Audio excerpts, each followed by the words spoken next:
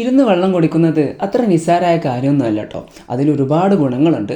അതുകൊണ്ടല്ലേ നബിതങ്ങൾ പറഞ്ഞത് നിങ്ങൾ നിന്ന് വെള്ളം കുടിക്കുന്നവരാവരുത് കേട്ടോ എന്ന്. എന്നാൽ അതിൻ്റെ കുറച്ച് ഗുണങ്ങൾ ഞാൻ പറയട്ടെ. ഒന്നാമതായി പാരാസിമ്പത്തിക് ആക്ടിവേഷൻ മോഡാണ്. നമ്മൾ വെള്ളം കുടിക്കാൻ ഇരിക്കുമ്പോൾ തന്നെ ഓട്ടോമാറ്റിക്കായി ശരീരം ഡൈജഷൻ്റെയും റെസ്റ്റിൻ്റെയും ഒരു മോഡിലോട്ട് സ്വിച്ച് ആകും. ഇത് നമ്മുടെ ദഹന പ്രക്രിയയെ കൂടുതൽ സുഗമമാക്കും എന്നുള്ളതാണ്. രണ്ടാമതായി സ്വിങ്ടൺ മസിൽ പ്രൊട്ടക്ഷനാണ്.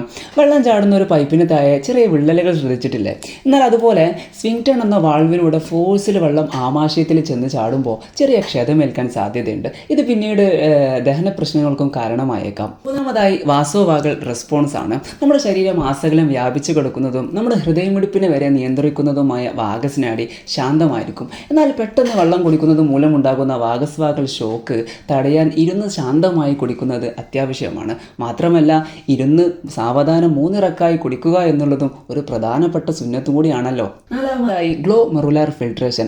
അതിവേഗം വെള്ളം കിഡ്നിയിലേക്ക് എത്തുമ്പോൾ അതിനെ അരിച്ചെടുക്കാൻ കൃത്യമായ സമയം കിഡ്നിക്ക് ലഭിക്കാതെയാകും. ഇത് രക്തത്തിലെ മാലിന്യങ്ങൾ മൂത്രസഞ്ചിയിലും വൃക്കയിലും അടിഞ്ഞുകൂടാൻ സാധ്യതയുണ്ട്. അഞ്ചാമതായി ഓസ്മോട്ടിക് ബാലൻസ് ആണ്.